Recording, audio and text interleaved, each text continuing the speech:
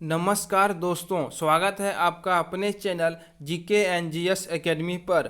दोस्तों, आज हम लोग क्लास 7 का चैप्टर 7 यानी गति, दूरी एवं समय, मोशन, डिस्टेंस एंड टाइम के बारे में विस्तार से अध्ययन करेंगे। तो चलिए दोस्तों, समय की बर्बादी न करते हुए आगे चलते हैं। दोस्तों, वीडियो में आगे जाने से पहले आपसे छोटी सी रिक्वेस्ट है कि आप इस वीडियो को ज़्यादा से ज़्यादा लाइक करें, शेयर करें, और यदि आप हमारे चैनल पर पहली बार विजिट कर रहे हैं तो हमारे चैनल को सब्सक्राइब ज़रूर करें, क्योंकि यही हमारी मेहनत का फल होता है। अब देखिए दोस्तों, आज जो है हम लोग इस वीडियो में क्लास 7 का चैप्टर 7, ठीक है, यानी गति, दूरी एवं समय, मोशन, डिस्टेंस एंड टाइम के बारे में जो है अध्ययन करेंगे। अब देखिए, सबसे पहले हम देखेंगे कि गति यानी जो है मोशन क्या होता है। ठीक है, अब देखिए, किसी वस्तु के द्वारा समय के साथ स्थान परिवर्तन को गति कहते हैं। यहाँ पे कहा गया दोस्तों, यदि कोई वस्तु, यानी हम मान लेते हैं कोई बस है, कोई कार है या कोई आदमी है, ठीक है, जो पहले जो है ए स्थान पे था, ठीक है, कहाँ पे था, ए स्थान पे, लेकिन 5 घंटा के बाद हम देख रहे हैं या 5 मिनट के बाद हम जब देखते हैं कि यह जो है बी स्थान पर चला जाता है। ठीक है, ए स्थान पे था पहले, लेकिन 5 घंटा के बाद हम देख रहे हैं कि बी स्थान पे चला गया। तो यहाँ पे जो है ये समय है 5 घंटा मान लिए, ठीक है, या 5 मिनट, जो भी मानना है, हम 5 घंटा मानते हैं। यदि 5 घंटा के बाद जो है यह बी स्थान पे जा रहा है, यानी समय के साथ जो है यह अपना स्थान में परिवर्तन कर रहा है। पहले ए था लेकिन अब बी में चला गया। तो दोस्तों, यहाँ पे जो है हम कह सकते हैं कि यह जो वस्तु जो है यह गति में है। ठीक है, किस में है, गति में है, यानी समय के साथ जब परिवर्तन हो तब उसको हम लोग क्या कहेंगे, गति में कहेंगे। और इसका उल्टा होता है जस्ट विराम, विराम यानी रेस्ट। ठीक है, अब देखिए इसको भी देख लेते हैं। विराम क्या हुआ दोस्तों, यदि समय के साथ स्थान में जो है परिवर्तन नहीं होता है तो उसको हम लोग क्या कहेंगे, विराम कहेंगे। अब देखिए, यदि कोई वस्तु जो पहले हम लोग लिए थे वह ए स्थान पे है, लेकिन 5 घंटा के बाद जो है वह ए ही स्थान पे है। ठीक है, समय जो है बढ़ गया 5 घंटा, ठीक है, और भी बढ़ाते हैं 10 घंटा, 20 घंटा, लेकिन उसका स्थान जो है ए ही है। इसमें जो है बदलाव नहीं हो रहा है, जहाँ पे था पहले वहीं अभी भी है। तो इसको हम लोग क्या कहेंगे, यह विराम में है, यानी यह गति में नहीं है। ठीक है दोस्तों, हम लोगों ने देखा गति के बारे में। अब देखिए गति के जो है प्रकार, यानी टाइप्स ऑफ मोशन। अब देखिए, वस्तु की गति जो है सरल रेखीय गति, वर्तुल गति, आवर्त गति, मंद गति और तीव्र गति हो सकती है। ठीक है, अब देखिए दोस्तों, एक बार सबके जो बारे में जो है एक बार देख लेते हैं। सरल रेखीय गति, यानी यदि कोई वस्तु जो यदि सीधी रेखा में चलती है, ठीक है, एक सीधी रेखा में चलती है तो उसको हम लोग क्या बोलेंगे, सरल रेखीय गति। लेकिन यदि कोई वस्तु जो है वर्तुल गति कब होगा, यदि कोई वस्तु एक वृत्ताकार पथ में चलती है, किसमें, वृत्ताकार पथ में। ठीक है, तो इसको हम लोग क्या कहेंगे दोस्तों, वर्तुल गति। जैसे जो है घड़ी का जो सुई का जो गति होता है वह क्या है, वर्तुल गति है। ठीक है, उसके बाद आवर्त गति। आवर्त गति क्या होता है दोस्तों, यदि कोई वस्तु जो है एक निश्चित समय अंतराल में जो है अपनी गति को दोहराती है, ठीक है, तो उसको हम लोग क्या कहेंगे, आवर्त गति। ठीक है, उसके बाद है मंद गति और तीव्र गति। दोस्तों, मंद गति और तीव्र गति यह जो है हमारे सिलेबस में है, इसके बारे में जो है हम लोग विस्तार से अध्ययन करेंगे। ठीक है, हम लोगों ने सरल रेखीय गति, वर्तुल गति और आवर्त गति के बारे में जो है कुछ जाना, लेकिन इसके बारे में विस्तार में हम लोग क्लास 9 में जानेंगे। ठीक है,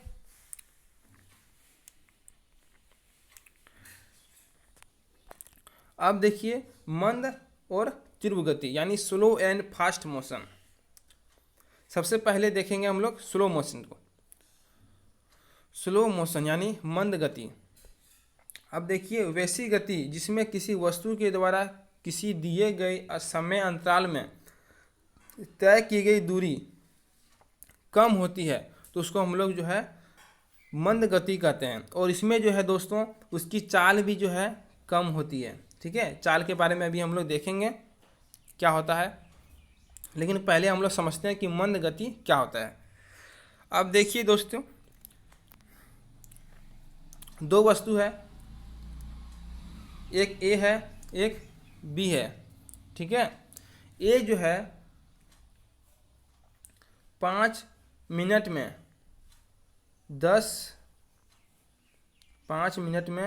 10 मीटर जो है दूरी तय करती है, लेकिन बी जो है ये 5 मिनट में 20 मीटर की दूरी तय करती है।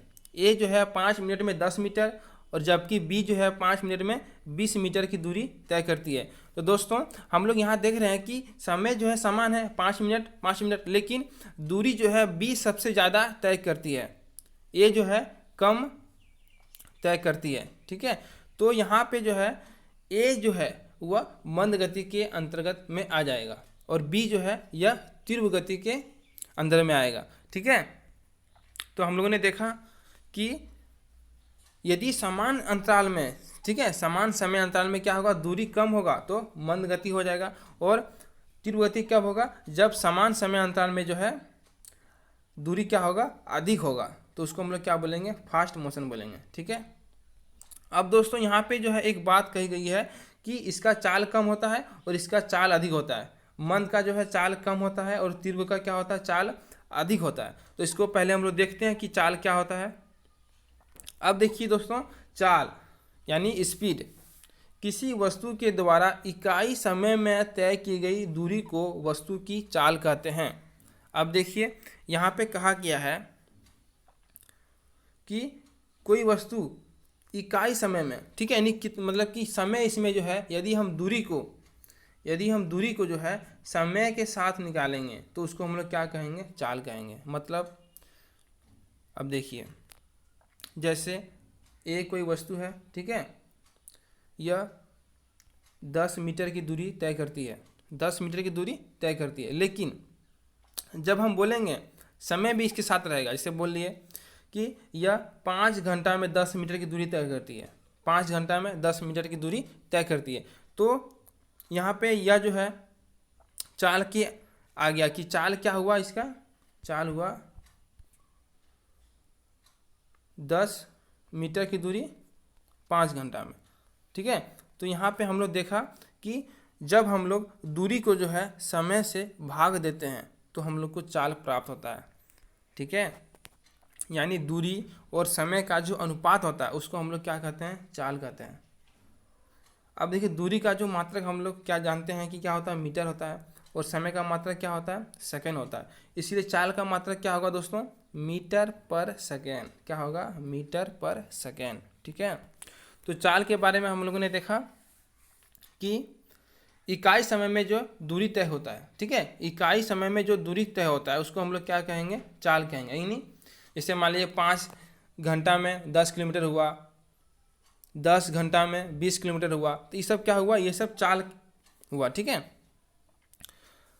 अब दोस्तों यहाँ पे हम लोग देख रहे हैं कि चाल और दूरी दोनों जो है इसमें क्या होता है कि समानुपात होता है। यानी यदि दूरी बढ़ेगा तो क्या होगा, चाल भी बढ़ेगा, और यदि समय जो है घटेगा तो चाल क्या होगा, बढ़ेगा, और समय बढ़ेगा तो चाल क्या होगा, घटेगा। यानी चाल और समय में जो है इन्वर्सली प्रोपोर्शनल है और चाल और दूरी में क्या है, डायरेक्टली प्रोपोर्शनल है। ठीक है, तो इसीलिए जो है यहाँ पे हम लोग देखें कि यदि दूरी कम हो गया तो क्या होगा, चाल भी कम हो गया, और यहाँ पे देखें कि दूरी अधिक है तो क्या है, चाल भी अधिक है। ठीक है, क्योंकि दूरी और चाल में क्या है, समानुपात है, यानी दोनों जो है एक दूसरे का क्या है, समानुपाती है, यानी एक बढ़ेगा तो दूसरा भी बढ़ेगा। लेकिन समय क्या है, समय जो है इसका उल्टा है, यानी व्युत्क्रम है, इन्वर्सली प्रोपोर्शनल है। ठीक है, अब देखिए दोस्तों, एक होता है औसत चाल यानी एवरेज स्पीड। ठीक है, किसी वस्तु की औसत चाल उसके द्वारा तय की गई कुल दूरी तथा दूरी तय करने में लगे कुल समय का अनुपात होता है। अब देखिए चाल और औसत चाल में यही अंतर है कि जब हम लोग औसत चाल निकालते हैं तो यदि कोई वस्तु जो है, यदि मान लें 10 किलोमीटर, फिर 20 किलोमीटर, फिर 15 किलोमीटर, मैंने जितना दूरी तय करती है उसको यदि हम लोग सबको जो है एक बार ऐड कर देते हैं, ठीक है, और दूरी तय करने में जो उसका टोटल समय लगा उसको हम लोग यदि उससे डिवाइड देते हैं तो वह क्या होगा, औसत चाल उससे हमको प्राप्त होगा। ठीक है, तो औसत चाल बराबर क्या हो गया, कुल दूरी और क्या होगा, कुल समय। ठीक है, कुल दूरी और क्या होगा, कुल समय होगा। ठीक है दोस्तों, आगे चलते हैं। अब देखिए हम लोगों ने देखा कि औसत चाल बराबर क्या होगा, तय की गई कुल दूरी बाय दूरी तय करने में लगा कुल समय। ठीक है, यानी दोनों का क्या होगा, अनुपात होगा। अब उसके बाद है दोस्तों वेग यानी वेलोसिटी। अब देखिए वेग क्या होता है, किसी वस्तु के द्वारा इकाई समय में निश्चित दिशा में तय की गई दूरी को उस वस्तु का वेग कहते हैं। अब देखिए चाल और वेग दोनों जो है एक जैसा ही है, लेकिन अंतर यही है कि इसमें जो है जो दूरी होता है वह एक निश्चित दिशा में होता है, उसका एक डायरेक्शन होता है। ठीक है, वह किस दिशा की ओर जा रहा है, लेकिन दूरी में जो है कोई दिशा नहीं होता। जैसे हम बोले कि 5 किलोमीटर, अब 5 किलोमीटर जो है वह उत्तर गया कि दक्षिण गया कि पूरब गया कि पश्चिम गया, हमको नहीं मालूम है, लेकिन दूरी मालूम है कि 5 किलोमीटर हुआ तय किया, किधर किया है हमको नहीं मालूम है। लेकिन जब हम लोग वेग निकालते हैं तो उसमें हम लोग जो है दूरी का एक दिशा होता है, क्या होता है, एक दिशा होता है कि 5 किलोमीटर उत्तर की ओर, 5 किलोमीटर दक्षिण की ओर। ठीक है, तो दोस्तों जो दूरी दिशा में होता है, ठीक है, यानी यदि उसका डायरेक्शन दिया हुआ है तो उसको हम लोग जो है एक विस्थापन कहते हैं। ठीक है, विस्थापन जो है दोस्तों या न्यूनतम दूरी को ही कहा जाता है। ठीक है, शॉर्टेस्ट डिस्टेंस, और इसका एक दिशा होता है। तो दोस्तों जब हम लोग जो है विस्थापन को जो है यदि हम लोग समय से भाग देते हैं तो हमें जो है वेग प्राप्त होता है। ठीक है, तो यानी किसी वस्तु के द्वारा इकाई समय में निश्चित दिशा में, यानी विस्थापन जब निश्चित दिशा होगा तो क्या होगा, दूरी जो है विस्थापन में बदल जाएगा। मैं तय की गई दूरी को जो है उस वस्तु का वेग कहते हैं। ठीक है, अब देखिए विस्थापन जो है एक तरह का दूरी ही है, लेकिन न्यूनतम दूरी है, तो इसका भी मात्रक क्या होगा, मीटर होगा, और समय का मालूम है सेकंड होता है, तो इसलिए दोस्तों इसका भी मात्रक क्या होगा, मीटर पर सेकेंड। ठीक है, अब देखिए दोस्तों आगे चलते हैं। आगे है सरल लोलक यानी सिंपल पेंडुलम। अब देखिए यह क्या होता है, किसी खूंटी से लटके ऐसे भार को लोलक कहते हैं जो स्वतंत्रता पूर्वक आगे पीछे झूल सकता है। यदि हम लोग यहाँ पे देखें, यदि हम लोग कोई खूंटी यानी मान लें ये एक जो है एक तरह का खूंटी यानी मान लें कांटी ही है, उसमें एक कोई भार लटका है। ठीक है, एक भार जो है एक यहाँ पे लटका हुआ है, यह जो है क्या होता है कि स्वतंत्र होता है, यानी यह जो है इस पर कोई चीज़ जो है इस पर कोई निर्भर नहीं होता है, यह स्वतंत्र होता है और आगे पीछे जो है दोलन कर सकता है। तो इसको हम लोग क्या कहेंगे, सरल लोलक। सरल लोलक की यह गति आवर्त अथवा दोलन गति का एक उदाहरण है। दोस्तों हम लोगों ने पहले ही देखा था कि आवर्त गति क्या होता है, कि एक वैसी गति जब एक निश्चित समय अंतराल में क्या होता है कि अपना गति को क्या करता है, दोहराता है। ठीक है, जैसे यहाँ हम लोग ने देखा कि ये एक लोलक है, एक बार आगे फिर पीछे फिर आगे फिर पीछे, यानी यह जो है एक समय में क्या होगा, अपना गति को यह जो है दोहराएगा, तो यह जो है आवर्त गति का उदाहरण है। ठीक है, और आवर्त गति का जो उदाहरण है एक और भी है, जैसे झूला का गति, जो झूले का जो गति होता है दोस्तों वह क्या होता है, आगे पीछे होता है।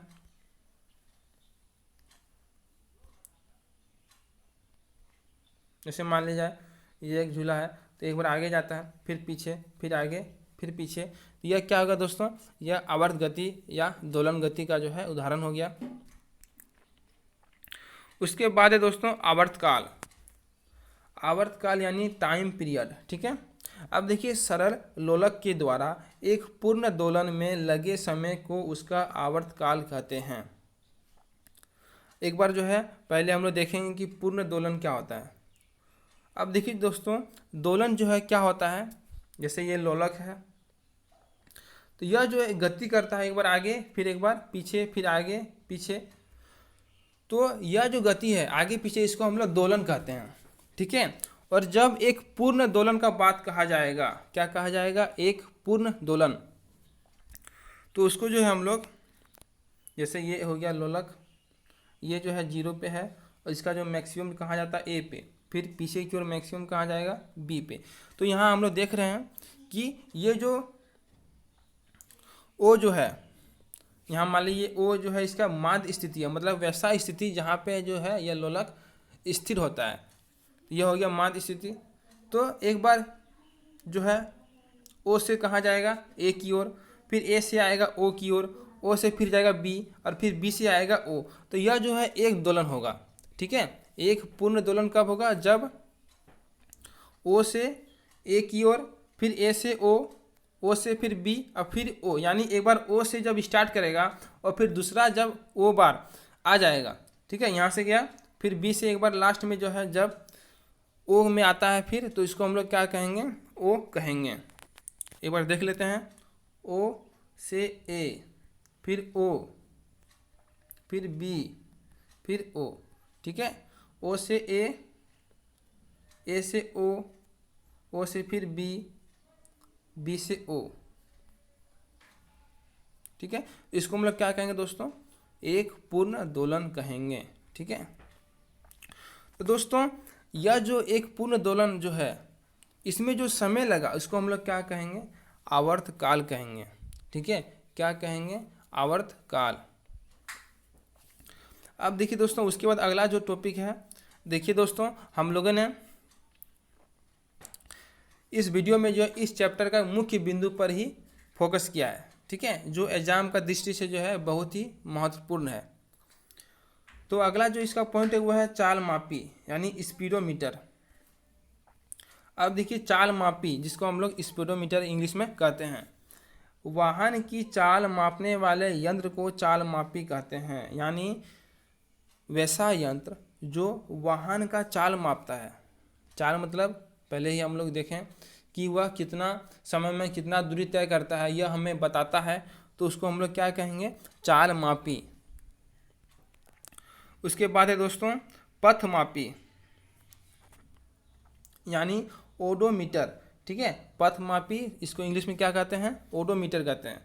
वाहन द्वारा तय की गई दूरी को मापने वाले यंत्र को क्या कहते हैं दोस्तों, पथ मापी कहते हैं, यानी वैसा यंत्र जो क्या करता है, दूरी को मापता है, उसको हम लोग क्या कहेंगे, पथ मापी। अब देखिए चाल जो है, चाल मापी जो है चाल को किलोमीटर पर घंटा में मापता है, ठीक है। यह जो है चाल का बड़ा मात्रक है, लेकिन यदि ऐसा ही मात्रक पूछेगा तो क्या होगा, मीटर पर सेकेंड होगा, ठीक है। और दूरी को दोस्तों पथ मापी जो है वह किलोमीटर में मापता है। यह भी जो है दूरी का बड़ा मात्रक है, लेकिन ऐसा ही मात्रक दूरी का क्या है, मीटर है, ठीक है। तो दोस्तों हम लोगों ने इस वीडियो में गति, दूरी एवं समय के मुख्य बिंदु पर विस्तार से चर्चा की। और दोस्तों यदि आप लोग इसका नोट्स चाहते हैं तो नीचे डिस्क्रिप्शन में लिंक दिया गया है, वहाँ जाके आप हमारे टेलीग्राम चैनल को ज्वाइन करें, वहाँ आपको सारी नोट्स प्रोवाइड की जा रही है दोस्तों। तो दोस्तों आज के लिए इतना ही, अब मिलते हैं अगले वीडियो में इसके एक अगले चैप्टर के साथ, ठीक है दोस्तों। तो आज के लिए इतना ही, अब मिलेंगे अगले वीडियो में, तब तक के लिए बाय, थैंक यू।